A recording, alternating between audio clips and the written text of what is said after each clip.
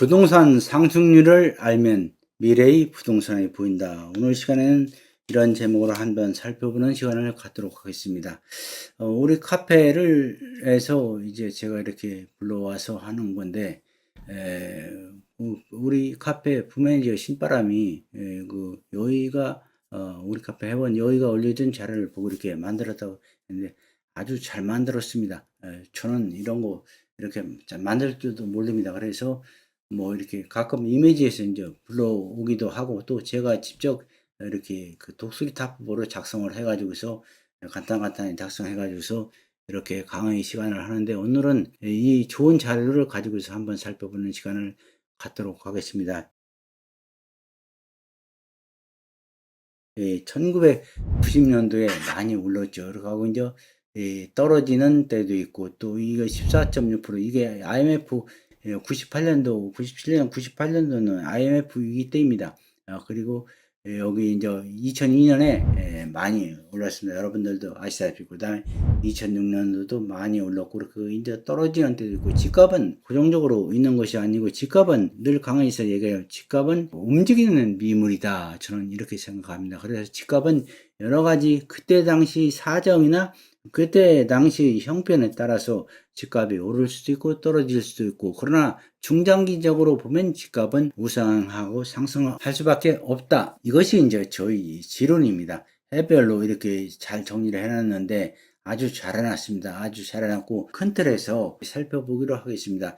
이 전두환 전 대통령이 이렇게 얘기 나왔는데 사실 통제를 많이 하는 그런 시기이긴 했지만은 전두환 대통령 당시에는 집값이 사실 오름이 거의 없었습니다. 그런데 이제 나중에 이제 전두환 대통령이 물러서고 나서 이제 노태우 정권이 들어서면서 집값이 많이 올랐습니다. 많이 올랐는데 나중에 이것도 이제 200만 호 건설이라는 카드를 씀으로써 집값이 나중에는 잡히고 사실 당시에 오르던 집값이 이제 떨어지는 그런 계기가 돼서 우리나라 집값의 하락기를 보면 세 번의 하락기를 우리가 통상 할 수 있는데 노태우 때 이제 하락이 됐다고 이렇게 첫 번째 봅니다. 200만 원 건설 당시에 이제 이렇게 하락이 됐다고 하고 그리고 IMF 당시에 이제 금융위기 때 97년, 98년이죠. 김영삼 정권 후반기에 IMF 터져와서 이제 김대중 대통령이 인수받았는데 이때도 사실 2년도 안 갔습니다. IMF 때 당시에 이제 집값이 많이 떨어져서 어떤 사람들은 집을 팔으라 그랬잖아요. 망한다고 해가지고서 많은 사람들이 집을 팔고서 나중에 1, 2년 후에 집값이 천정부지로 올라서 몇 배씩 올라가지고서 집 파는 사람들이 그야말로 거지반일에 들어서고 이렇게 많은 사람들이 후회를 한 기억을 합니다. 그래서 이 집값은 객관적으로 볼 때 저는 그렇게 생각을 합니다.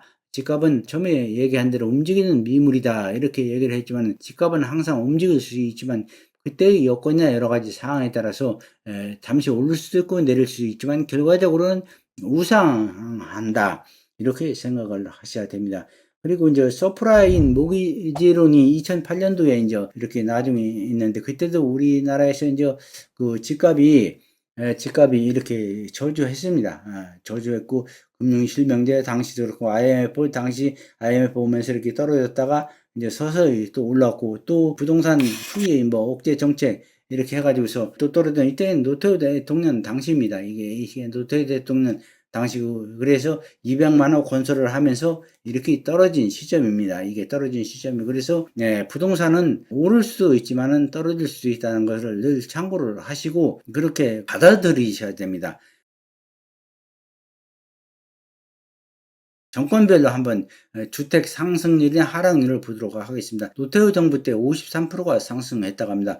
김영삼 정부 때는 뭐 2.5% 이제 보합세를 유지했고 나중에 이제 임기 종말쯤 될 때 IMF가 이제 나서 이제 어려운 국면에 접어들었지만은 김대중 정부 때 처음에 IMF를 그렇게 처리하느라고 고생을 했지만은 결국은 나중에 이제 집값이 천정부지로 올라서 50%나 상승했습니다. 그리고 노무현 정부 들어서서도 이를테면 노무현 정부나 김대중 정부나 문재인 정부는 이제 좌파 정부인데, 이 좌파 정권이 들었으면 어느 나라든지 세계 유례를 보더라도 사실 이 집값이 많이 상승을 하게 됩니다. 많이 퍼주기 정책을 하고 이 규제를 하고 압박을 하고 이 잘 사는 사람, 그러니까 부자들의 돈을 빼앗아다가 공평하게 이렇게 나눠 쓰자, 이런 식의 이를테면 정책인데, 사실은 그때 더 격차는 벌어지고 집값은 더 오르는 현상을 항상 우리나라도 문재인, 노무현, 김대중 좌파 정권 때 그렇게 일어났지만, 세계 중남미를 통해서 보거나 어느 나라를 통해서 보더라도 이렇게 많이 그렇습니다. 그래서 이거는 참고하시고, 이 집값이 오르는 것에 또 떨어지는 것에 너무 민감하게 반응하지 마시고, 여러분들은 조금 기다리시면 집값은 안정적으로 또 우상하게 될 것입니다. 자, 한번 우리나라 과거를 보도록 하겠습니다.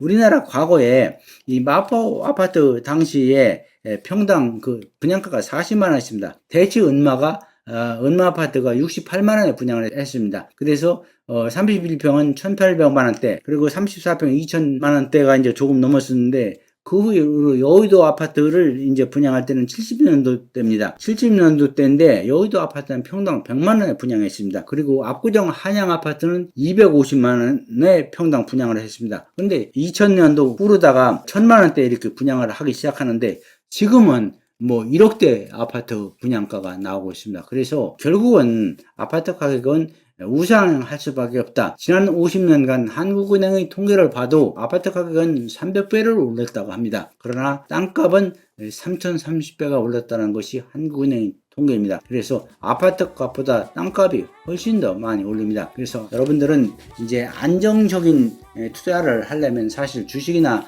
뭐 비트코인이나 이런 것보다는, 그리고 쉬운 투자가 아파트 투자이지만은 좀 더 부동산에 대한 공부를 하면은, 사실 땅 투자를 하면은 50배, 100배, 심지어 뭐 몇 배 이렇게 더 많은 아파트보다 10배 이상의 투자 수익을 얻을 수 있어요. 세계 모든 부자들 중에서 아파트를 사서 아파트로 부자 된 사람은 단 한 명도 없습니다. 그러나 세계에서 가장 손꼽히는 모든 부자들은 거의 다 땅을 많이 가지고 있거나 창업을 했습니다. 그래서 이 땅은 투자할 만한 그런 가치가 있는 분야이다. 이 시간 이런 말씀을 드리면서 이것으로 마치도록 하겠습니다.